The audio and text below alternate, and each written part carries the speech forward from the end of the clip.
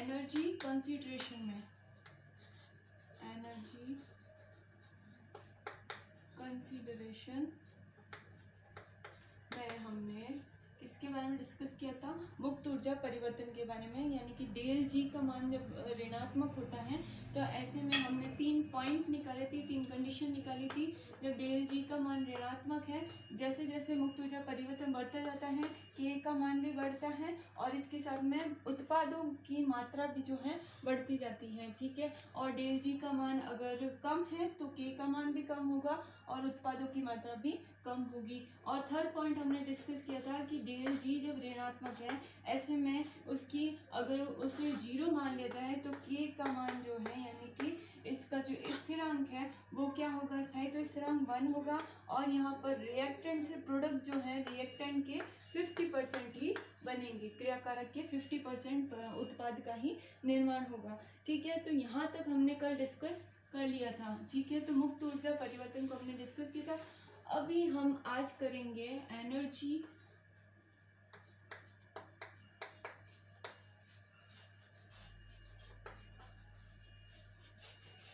Profile diagram.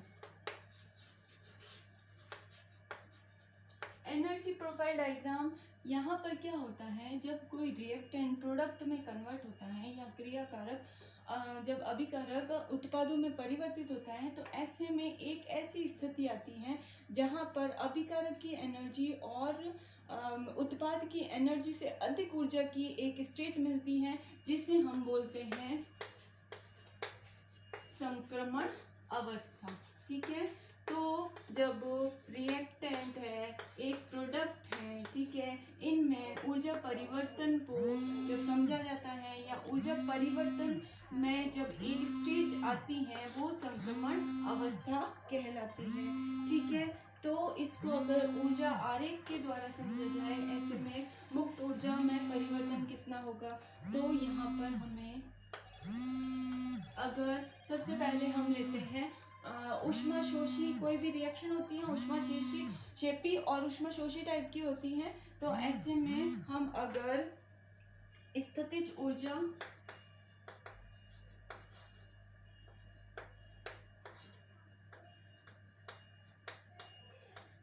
और अभिक्रिया जो संपन्न होती है इसके बीच में जब एक ऊष्माशोषी के लिए, ऊष्माशोषी और ऊष्माशेपी का मतलब पता है, ऊष्माशोषी जिसमें कि रिएक्टेंट के प्रोडक्ट में क्या होता है, ऊष्मा का अवशोषण होता है, और ऊष्माशेपी यानी कि ऊष्मा का क्या होता है, उत्सर्जन, ठीक है। तो यहाँ पर भी हम ले रहे हैं स्थितिज ऊर्जा और यहाँ ले रहे हैं अभिक्रिया की प्रगति, मतलब किस तरह वो संपन्न होती है। तो ऐसे में जैसे जैसे स्थितिज ऊर्जा का मान बढ़ता है तो अभिकारक से हमें क्या मिलता है, उत्पाद मिलता है। तो ये है अभिकारक यानी कि रिएक्टेंट, ये है प्रोडक्ट। तो यहाँ पर जो अवस्था आती है वो ट्रांजिशन स्टेट कहलाती है, संक्रमण अवस्था कहलाती है। तो यहाँ पर एक अवस्था ऐसी आती है जिसमें रिएक्टेंट की एनर्जी और प्रोडक्ट की एनर्जी से उच्च एनर्जी पर हमें जो ग्राफ मिलता है या आरेख मिलता है वह आवश्यक ऊर्जा जो होती है वो क्या कहलाती है, संक्रमण अवस्था कहलाती है, ठीक है। तो यहाँ पर जो यहाँ से यहाँ तक हमने जो डेल जी में परिवर्तन देखा था, तो अगर ऊष्माशोषी अभिक्रिया होगी तो ऐसे में जो डेल जी का मान जो है हमें मिलेगा पॉजिटिव, तो -DG पॉजिटिव, ठीक है। तो ऊष्माशोषी अभिक्रियाओं में डेल जी का मान पॉजिटिव है, डेल जी का मान पॉजिटिव, इसी के साथ में जो उत्पाद की ऊर्जा का मान जो है अधिक है और रिएक्टेंट की ऊर्जा का मान क्या है, कम है। अब अगर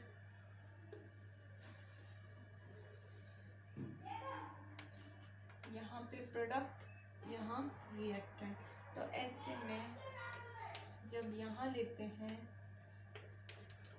तो यहाँ पे डेल जी का मान जो है क्या आता है, नेगेटिव, जो कि ऊष्मागतिकी के या मुक्त ऊर्जा परिवर्तन के अकॉर्डिंग अगर डेल जी का मान ऋणात्मक आ रहा है, यानी कि यहाँ पर उत्पादों की बनने के लिए जो ऊर्जा की मान है वो कम है, तो यहाँ पर उत्पादों की मात्रा भी क्या होगी, ज़्यादा होगी।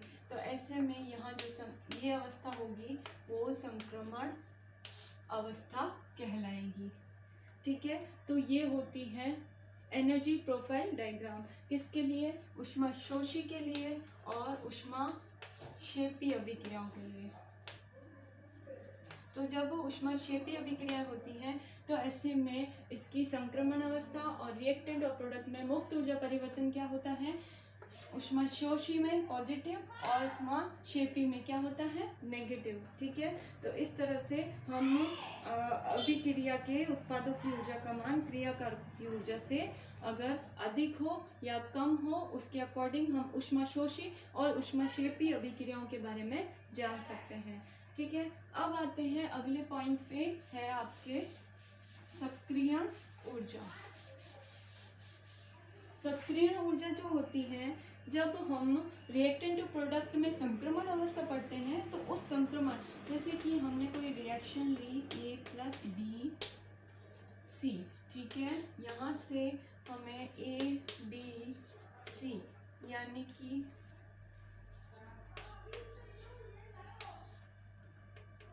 ये जो स्टेज कहलाएगी, जैसे हमने SN1 SN2 रिएक्शन में जो ट्रांजिशन स्टेज, इसमें OH बंध का बनना और किसी हेलोजन बंध का टूटना। ठीक है, तो हेलोजन एल्किल हैलाइड से रिएक्शन होती, तो वहाँ पर हमने ये जो स्टेज देखी थी वो संक्रमण अवस्था, वहाँ पर भी ट्रांजिशन स्टेज, तो इसमें भी ये जो है ट्रांजिशन स्टेज होगी और बाद में हमें प्रोडक्ट का निर्माण होगा। ठीक है, ठीक है, तो इस तरह से हम ये समझते हैं कि सक्रियण ऊर्जा जो होती है वो संक्रमण अवस्था तो वो होती है जब रिएक्टेंट और संक्रमण अवस्था के बीच में जो ऊर्जा परिवर्तन होता है, यानी कि ये अभिकारक है। ठीक है, और ये है संक्रमण अवस्था। ऐसे में इन दोनों में जो ऊर्जा परिवर्तन होता है उसे बोलते हैं ऊर्जा परिवर्तन। इसे क्या बोलते हैं, सक्रियण ऊर्जा। एक्टिवेशन एनर्जी, एक तरह से हम ये कह सकते हैं कि रिएक्टेंट की जो सक्रियण ऊर्जा होती है वो क्या होती है, वह न्यूनतम आवश्यक ऊर्जा जो रिएक्टेंट को उत्पाद में बदलने के लिए जरूरी होती है। ठीक है, तो इसमें क्या होता है, रिएक्टेंट के अणु एक दूसरे से टकराते हैं और जो बंध बने हुए होते हैं वो टूटते हैं और नए बंधों का निर्माण होता है। ठीक है, तो उस समय जो आवश्यक ऊर्जा है वो सक्रियण ऊर्जा कहलाती है, और जो उच्चतम अवस्था है रिएक्टेंट और प्रोडक्ट के बीच में, इन दोनों की ही ऊर्जा से जो उच्चतम ऊर्जा प्रदर्शित करके एक स्टेट हमें मिलती है वो क्या कहलाती है, संक्रमण अवस्था। ठीक है, तो इस तरह से हम इसे समझ सकते हैं, किसके थ्रू, सक्रियण ऊर्जा के थ्रू। ठीक है, एक्टिवेशन एनर्जी। तो ये है हमारी एक्टिवेशन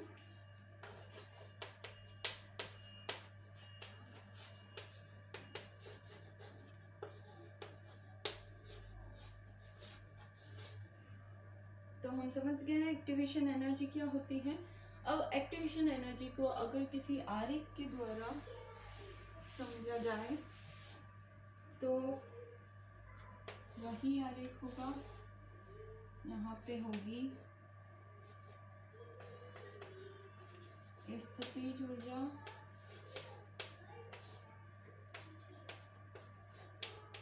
और यहाँ होगी अभिक्रिया की प्रगति। ठीक है, तो ऐसे में हमें क्या आरेख मिलेगा,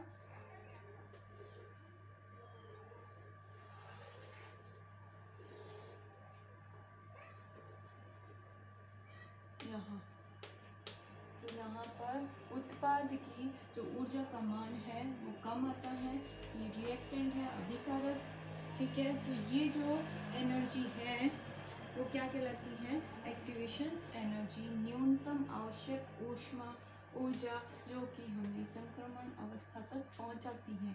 या रिएक्टेंट और प्रोडक्ट जब बनता है तो संक्रमण अवस्था तो आती ही है, तो उस संक्रमण अवस्था को आने के लिए जो हमें न्यूनतम और आवश्यक ऊर्जा चाहिए वो क्या कहलाती है? सक्रियण ऊर्जा, ई एक्टिवेशन। ठीक है, यहाँ पर जो डेल जी का मान है वो क्या होगा? ऋणात्मक। तो हमने मुक्त ऊर्जा तो देख लिया, ठीक है। इसके साथ ही हमने संक्रमण अवस्था, तो ऊष्मागतिकी के तौर पर जब हम संक्रमण अवस्था को देखते हैं तो उससे अगर कोई संक्रमण अवस्था पहुंच जाती है तो संक्रमण अवस्था आ गई तो ऐसे में हम ये डिटेक्ट नहीं कर सकते कि रिएक्टेंट टू प्रोडक्ट बन जाएगा या अभिक्रिया जो है संपूर्ण हो जाएगी। तो ऐसे में अभिक्रिया संपूर्ण नहीं हो रही है तो ये शर्त जरूर है कि हमें संक्रमण अवस्था तक पहुंचना है, लेकिन हमें ये भी शर्त है कि हमें इसमें सक्रियण ऊर्जा की भी आवश्यकता होती है। यानी कि जब कोई जब किसी रिएक्शन को पूर्ण करना है तो हमें सक्रियण ऊर्जा को भी जोड़ना होगा। यानी कि जब सक्रियण ऊर्जा और संक्रमण अवस्था दोनों ही हमारे पास होगी तो वो रिएक्शन जो है डेफिनेटली कंप्लीट होगी। ठीक है, ये जो रिएक्शन है एक पदीय, कोई भी रिएक्शन जो होती है एक पद में होती हैं या एक या दो पदों में होती हैं। तो एक पदीय रिएक्शन के लिए ये हमें इस तरह से एक्टिवेशन एनर्जी को हम समझ सकते हैं। ठीक है, लेकिन अगर कोई रिएक्शन दो पदों में कंप्लीट होती है ऐसे में हमें क्या मिलता है? मध्यवर्ती। ठीक है, इसमें हमें अगर दो पद में अगर कोई अभिक्रिया पूर्ण होती है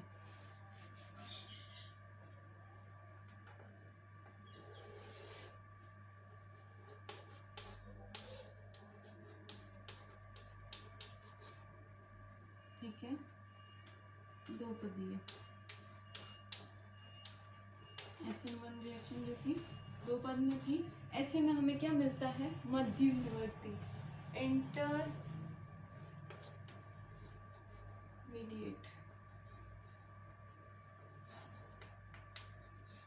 ठीक है, मध्यवर्ती को क्या बोलते हैं? इंटरमीडिएट।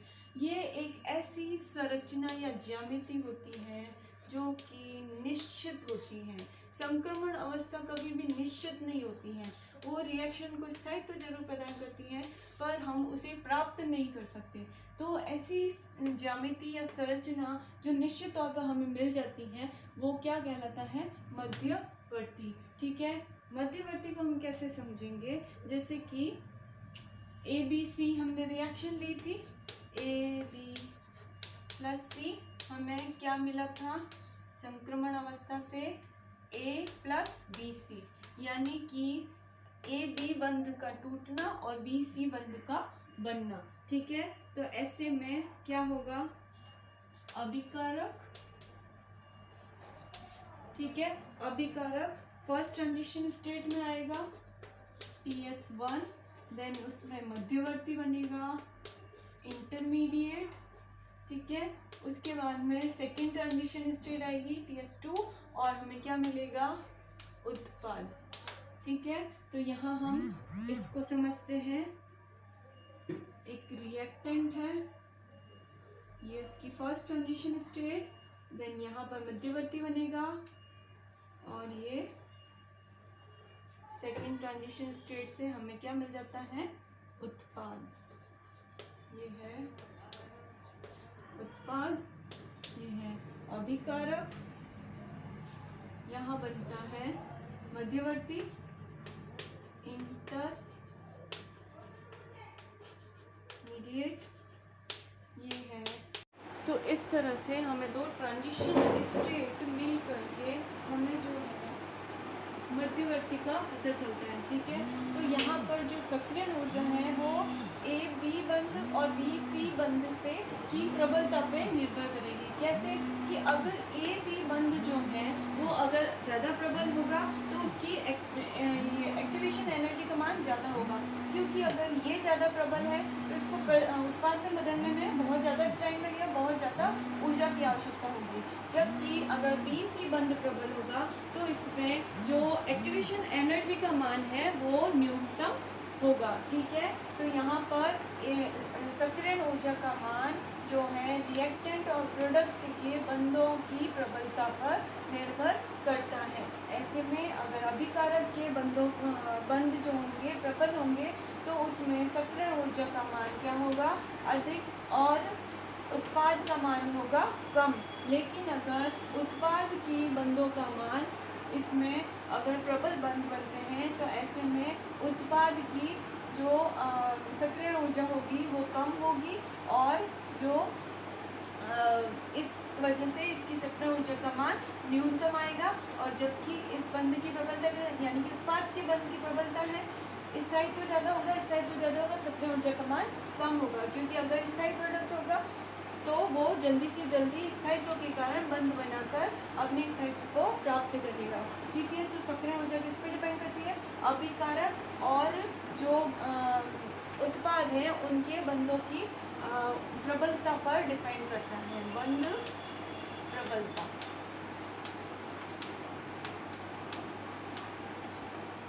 ठीक है, तो यहाँ पर सक्रिय ऊर्जा इस तरह से। तो यहाँ पर हमें जो इंटरमीडिएट रिएक्टेंट टू प्रोडक्ट मिला है, दो ट्रांजिशन, अगर दो पद में अगर रिएक्शन होती है तो ये हमें मध्यवर्ती मिलता है जो कि बहुत ही स्थायित्व। तो संक्रमण अवस्था और मध्यवर्ती में बस इतना ही चेंज है कि जो संक्रमण अवस्था होती है वो ज़्यादा निश्चित नहीं होती है, जबकि इंटरमीडिएट की अवस्था जो है निश्चित होती है। इसी के साथ में जब संक्रमण अवस्था आती है तो एक या अधिक पदों वाली अभिक्रिया में पाई जाती है, जबकि इंटरमीडिएट अवस्था जो होती है वह भी एक या दो पद वाली अभिक्रियाओं में पाई जाती है। तो इनमें कुछ अंतर है। अगर तो सबसे पहले आते हैं ट्रांजिशन स्टेट पे, देन इंटरमीडिएट पे। तो इसके कुछ पॉइंट हम डिस्कस कर लेते हैं। जैसे कि फर्स्ट पॉइंट है,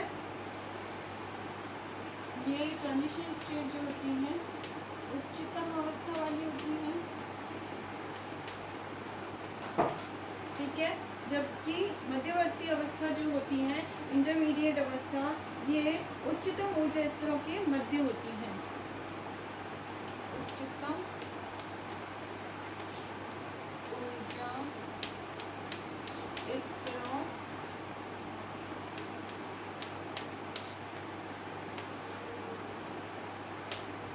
के मध्य। ठीक है,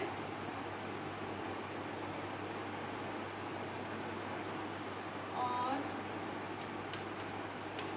इनकी ऊर्जा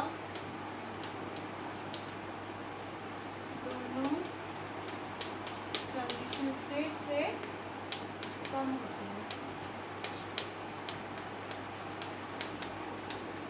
ठीक है, सेकंड पॉइंट, ये एक या दो पदों वाली अभिक्रिया में बनती है संक्रमण अवस्था।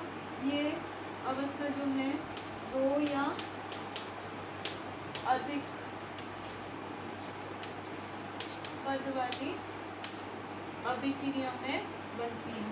ठीक है, थर्ड पॉइंट आप ये ले सकते हैं कि ये अवस्था जो होती है रिएक्टेंट और प्रोडक्ट के बंध टूटने और बंध बनने, रिएक्टेंट के बंध टूटने और उत्पाद के बंध बनने। ठीक है,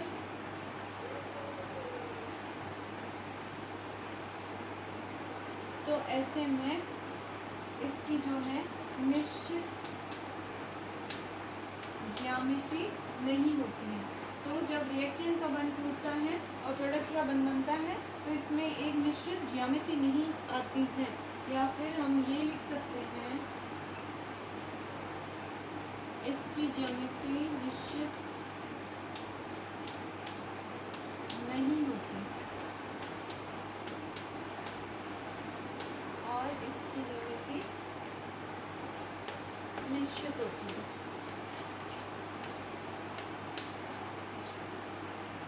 ठीक है, इसके बाद में इसे जो है इसे प्राप्त नहीं किया जा सकता और इसे प्राप्त किया जा सकता है। तो इंटरमीडिएट और संक्रमण अवस्था में ये 2-4 पॉइंट्स का अंतर होता है। ठीक है, जिससे हम इजीली संक्रमण अवस्था और इंटरमीडिएट को समझ सकते हैं।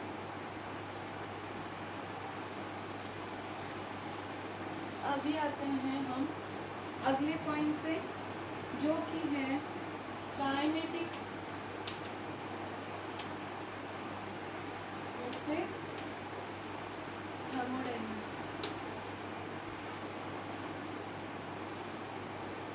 अभी कोई भी रिएक्शन जब होती है उसमें जब उत्पाद बनते हैं तो एक ही टाइप के तो बनते नहीं हैं। कभी कभी कुछ रिएक्शन ऐसी होती हैं उनमें उत्पादों की संख्या जो होती है एक से अधिक होती है। ऐसे में कौन सा स्थायित्व वाला होता है, कौन सा अस्थायित्व दर्शाता है, तो उसी के अकॉर्डिंग कौन सा मुख्य उत्पाद के रूप में बनेगा, कौन सा मुख्य नहीं होगा या कम मात्रा में बनेगा या कौन सा अधिक मात्रा में बनेगा, उसके अकॉर्डिंग इससे हम इजीली बता सकते हैं कि काइनेटिक यानी कि अणुगतिकीय रूप से और उष्मागतिकीय रूप से किस तरह से एक रिएक्शन में उत्पादों का स्थायित्व को समझाया गया है। कौन सा उत्पाद जो है अधिक मात्रा में बनेगा और कौन सा कम मात्रा में बनेगा। ऐसे में हम एक एग्जाम्पल लेते हैं, जैसे कि हमने लिया 1,3-ब्यूटाडाइन। ठीक है, तो ये CH2CH ठीक है, इसकी जब HBr से रिएक्शन करवाते हैं तो हमें एक इंटरमीडिएट मिलता है। क्या मिलता है इंटरमीडिएट, जिसमें कि CH2CH यहाँ पे इस तरह से ये इंटरमीडिएट हमें मिलता है, यानी कि यहाँ से यहाँ तक हमें क्या प्लस चार्ज मिलता है। तो यहाँ पर ये इंटरमीडिएट मध्यवर्ती जो बनता है वो हमें मिलता है। ठीक है, इस इंटरमीडिएट से हमें 2 टाइप के उत्पाद प्राप्त होते हैं। एक में 1,2 का योग होता है, एक में होता है 1,4 का योग। ठीक है, 1,2 का योग जो होता है -80 डिग्री सेंटीग्रेड निम्न ताप पर बनता है और ये जो उत्पाद बनता है वो 40 डिग्री सेंटीग्रेड पर बनता है। तो क्या उत्पाद बनता है 1,2 का, यानी कि HBr का योग जो है 1,2 पोजीशन पर होता है, यानी कि ये हो जाएगा CH3 CHBr CH2 CH2 और यहाँ पर 1,4 का योग यानी कि CH3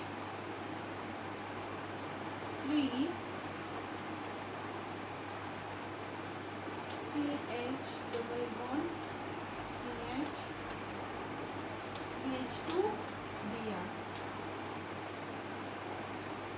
ठीक है, तो हाइड्रोजन जो यहाँ जुड़ गया और ब्रोमीन जो है यहाँ जुड़ गया, तो इस तरह से यहाँ पर 40 डिग्री उच्च ताप पर ये मुख्य उत्पाद के रूप में होता है और जबकि निम्न ताप पर कौन सा उत्पाद होता है, ये जो है मुख्य उत्पाद होता है।